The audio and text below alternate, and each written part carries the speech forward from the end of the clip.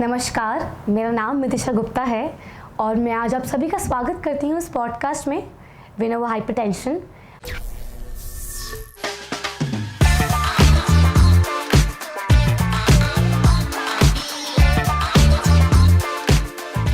आज हम जानेंगे कि हम अपना ब्लड प्रेशर क्यों और कैसे नियंत्रित कर सकते हैं हमारे स्पेशलाइज्ड डॉक्टर्स के साथ। नमस्कार डॉक्टर, मैं आपका स्वागत करती हूँ इस पॉडकास्ट में विनो हाइपरटेंशन। नमस्कार दोस्तों, मेरा नाम डॉक्टर ए.के. विमल है। मैं MBBS MD हूँ और पिछले 40 साल से आगरा शहर में एज फैमिली फिजिशियन प्रैक्टिस कर रहा हूँ। और इस 40 साल में हज़ारों तरह की बीमारियाँ हम लोग तो देखते ही हैं, बट ब्लड प्रेशर का जो टॉपिक है हाइपरटेंशन का, वो मोस्ट इम्पॉर्टेंट है, जिसके बारे में आज वार्ता हो। डॉक्टर, आज का मेरा पहला सवाल आपसे यही है कि हम जानते हैं कि हाइपरटेंशन या ब्लड प्रेशर क्या होता है, लेकिन जब एक इंसान को तकलीफ महसूस नहीं भी हो रही हो तब भी इसका ध्यान रखना क्यों ज़रूरी है? अ very important question for the people. Hypertension, जिसको लोग ब्लड प्रेशर के नाम से जानते हैं, लाइफस्टाइल डिसऑर्डर्स की सबसे कॉमन बीमारी है। वो इतनी ज़्यादा प्रचलित है पूरे समाज में कि किसी को कई बार पता भी नहीं चलता कि उनको ब्लड प्रेशर है, क्योंकि साइलेंट रहती है।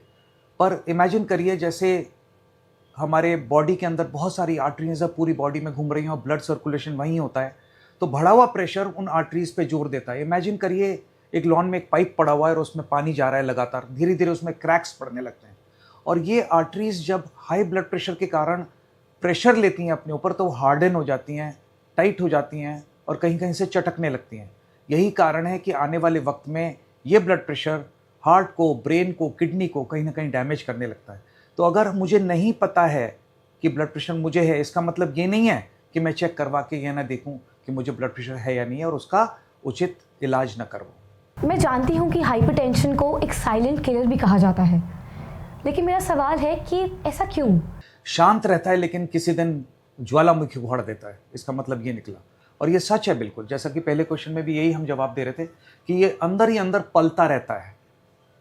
मैं ऐसा एग्जाम्पल बताना चाहूँगा आपको कि एक पेशेंट को ICU में एडमिट कराया गया, उसको फालिस मार गई, उसको ब्रेन हेमरेज हो गया, उसका एक तरफ का धड़ रह गया। और जब घर वालों से पूछा तो उन्होंने बताया हमें तो पता ही नहीं था कि इसको ब्लड प्रेशर रहता है, जबकि उसका BP उस समय 240/140 था।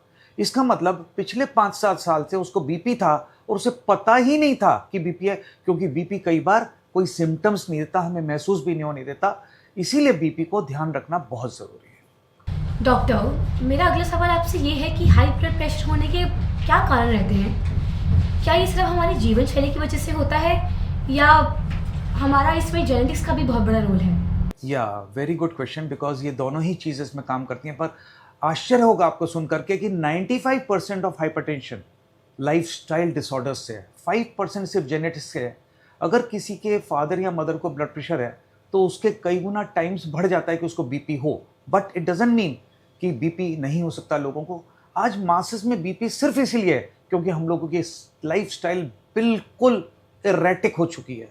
हम लोग सेडेंट्री लाइफस्टाइल में हैं, हम लोग फास्ट फूड खा रहे हैं, हम लोग नमक चिकनाई का ध्यान नहीं रख रहे हैं, हम लोग स्ट्रेस ले रहे हैं, हम लोग स्मोक कर रहे हैं, अल्कोहल ले रहे हैं। यही कारण है कि हम BP को बढ़ाते चले जा रहे हैं। एंड WHO का कहना है कि 4 out of 5 BP cases are preventable and modifiable just by changing your lifestyle।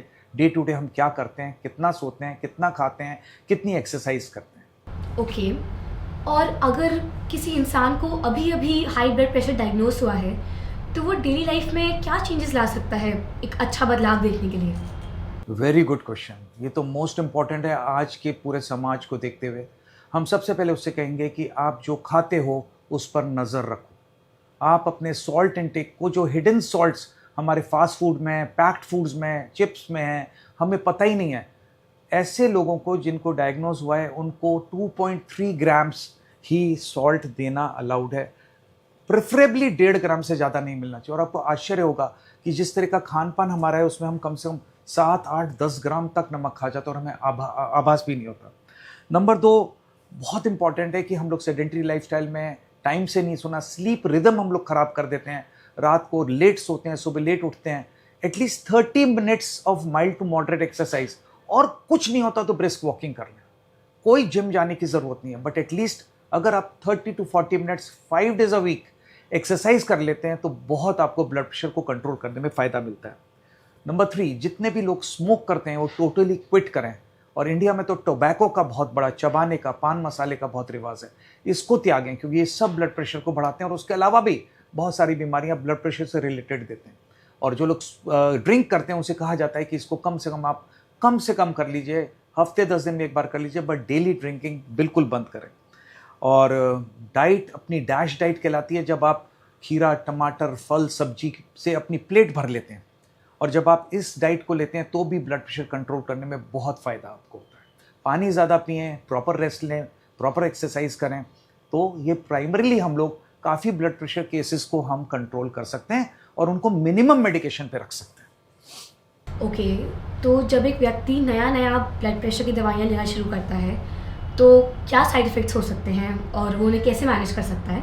देखिए, डॉक्टर्स के पास जो चॉइस है दवाइयाँ लिखने की वो हैं डायरेटिक्स, ऐसी गोलियाँ जो पेशाब ज़्यादा कराती हैं, बीटा ब्लॉकर्स जो थोड़ा हार्ट रेट कम करती हैं, बीपी कम करती हैं, उसके अलावा एस इनहिबिटर्स होते हैं, एआरबीज होते हैं, और हर एक का अपना एक साइड इफेक्ट किसी को महसूस होता है, किसी को नहीं होता, किसी को कम होता है, किसी को ज़्यादा होता है। जैसे डायरेटिक्स लेने पे पेशाब ज़्यादा जाते हैं, कई लोगों को रात को ज़्यादा जाने देते हैं और डॉक्टर को जाके बताना चाहिए ताकि उसको थोड़ा मॉडिफाई कर सके, दवाई को चेंज कर सके या डोज रेगुलेट कर सके। बीटा ब्लॉकर से कुछ लोगों को थकान बहुत होने लगती है, तो बीटा ब्लॉकर्स को भी डॉक्टर के हाथ में कि इसकी डोज रेगुलेट करे या कम करे। ऐसे एस इनहिबिटर्स लेने वालों को कुछ % लोगों को एक कंसिस्टेंट खांसी रहने लगती है, तो उसमें भी ये कहा जाता है कि डॉक्टर के पास चॉइस होती है कि वो उस दवाई को थोड़ा चेंज कर दे। कॉमन साइड इफेक्ट्स तो यही होते हैं, पर ये माना गया है कि अगर 2-3 तरह की दवाइयाँ मिनिमम डोज में दी जाएं तो हम बेस्ट इफेक्ट पेशेंट को दे सकते हैं with minimum of side effects. इसलिए कॉम्बिनेशन थेरेपी का बहुत बड़ा रोल है ब्लड प्रेशर कंट्रोल करना। तो क्या मैं बोल सकती हूँ कि हाई ब्लड प्रेशर को बिना दवाई के ठीक किया जा सकता है, सिर्फ लाइफस्टाइल चेंजेस के साथ? ये लोगों के अंदर बहुत बड़ी गलतफहमी है।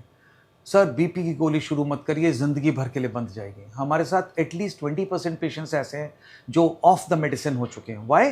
Because they have strictly followed the 4 pillars of health. And 4 pillars of health मैं आज ज़रूर बताना चाहूँगा इस क्वेश्चन में, which is very important for everyone. Even उसको ब्लड प्रेशर हो, डायबिटीज़ हो या ना हो, वो ऑलरेडी हेल्दी हो, लेकिन 4 पिलर्स ऑफ हेल्थ अगर वो फॉलो कर ले तो ब्लड प्रेशर प्रिवेंट भी कर सकता है, और अगर उसको ब्लड प्रेशर है तो दवाइयों से भी अलग हो सकता है। Number 1 is most important is proper rest. 6 to 7 hours of uninterrupted sleep, जिसमें 4 से 5 बार आरईएम नॉन आरईएम साइकिल्स हो जाती हैं, उसे साउंड स्लीप कहते हैं। वो स्लीप पूरी बॉडी को रिपेयर करती है, आर्टरीज को रिपेयर करती है, ब्लड प्रेशर भी कंट्रोल करती है, और लोगों में एक सिंपैथेटिक ड्राइव को भी कम करती है, और पूरी बॉडी एक सुकून पाता है सुबह उठने पर, और ब्लड प्रेशर के चांसेस कम होते हैं, बल्कि ऑफ मेडिसिन भी हो जाते हैं। Number 2, proper exercise. जैसा मैं पहले बता चुका हूँ, 30 to 40 minutes of mild to moderate exercise लोगों को ब्लड प्रेशर से बचा सकता है। Number 3, positive mental attitude. This is very important.